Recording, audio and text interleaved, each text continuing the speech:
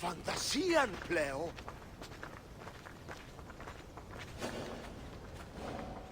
Hello, my friend! It is my pleasure to introduce you to Corinth's Temple of Aphrodite.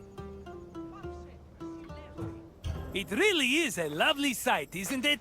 The temple, that is, not the ladies. Although they are also lovely. Lovely and lively and, I'm sorry, what were we talking about? In Greece, many love stories were told about the gods. How romantic! Sometimes they were heartwarming and happy, but they often ended in tears, tragedy, and a whole brood of illegitimate children. I'm looking at you, Zeus! Anyway, this tour will introduce you to some of these divine love stories, which may give you perspective on how the Greeks approached love in their own lives. Enjoy your visit, my friend! I'll come see you again when you finish the tour.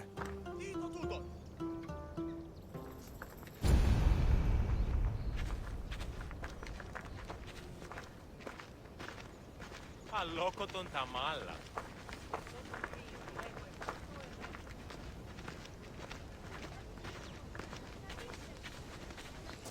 Much like Athens, Corinth had its own acropolis, called the Acrocorinth. The natural promontory provided an excellent view of the surrounding territory. It was also the home of several sanctuaries, allegedly constructed in the 6th century BCE. The Acrocorinth's most famous attraction was the Temple of Aphrodite. Pausanias describes it as having statues of Aphrodite, her son Eros, and the sun god Helios.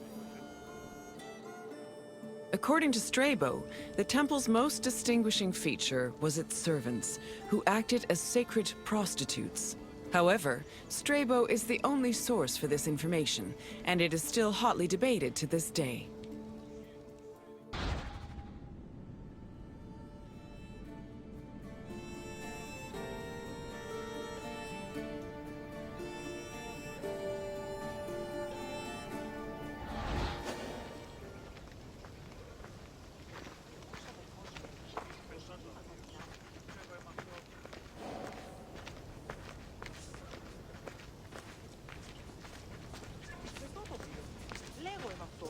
Love played a large role in countless mythological stories. Zeus himself was not immune to the feeling, and fell for both mortals and other deities.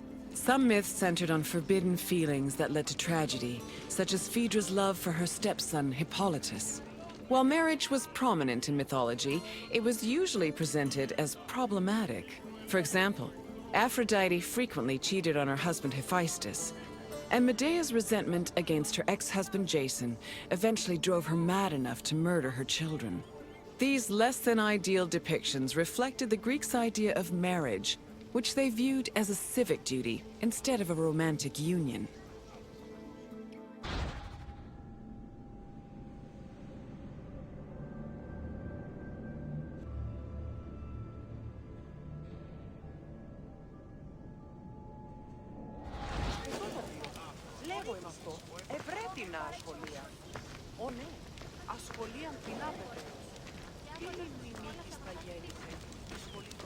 Ποιος εμέ περιπέσει.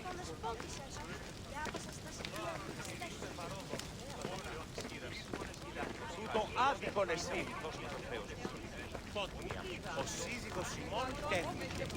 Μη θεολυπήσον Ποιος εμέ περιπέσει.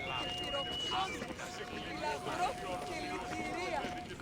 Δαιμονίχτης και πρωτών ελπίς. Ελθέ. Η κατέχεις ωραίων δρυμούς. Ελθέ. Θεά σώτηρα. Άκουσα καλούς καρπούς αποχές.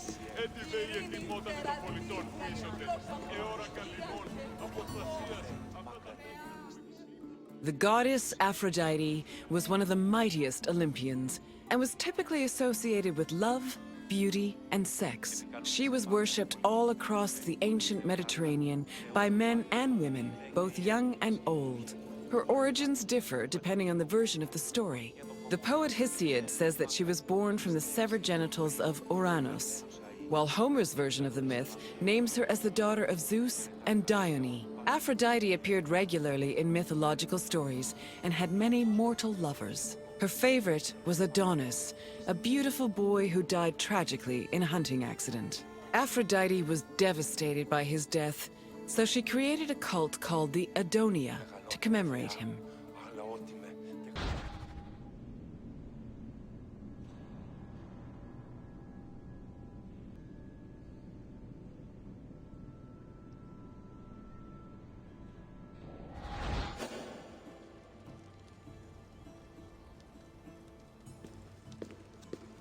Επικαλούμε σε, Μάγκαρ, πολύ. Καλούμε σε, Μάγκαρ. My friend, good to see you again. I bet you were surprised by some of the stories you heard. For a bunch of immortal beings, the gods certainly were saucy, eh? Tell me if there's anything else I can do for you. Is that so, my friend? Then let's get started. Which poet said that Aphrodite was the daughter of Zeus and Dione? Yes, it was Homer who said Aphrodite was a child of Zeus. On to the next question. Medea was married to which legendary hero? Yes, Medea was married to Iason, but after he left her for someone else, she resented him so much she murdered their children.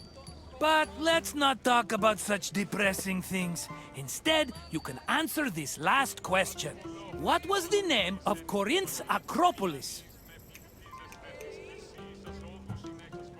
Correct! The Acrocorinth has been home to many sanctuaries, as well as the famous Temple of Aphrodite. You passed the test! Congratulations, my intelligent friend! Normally, I don't let people go until they buy a souvenir, but for you, my friend, I'll make an exception!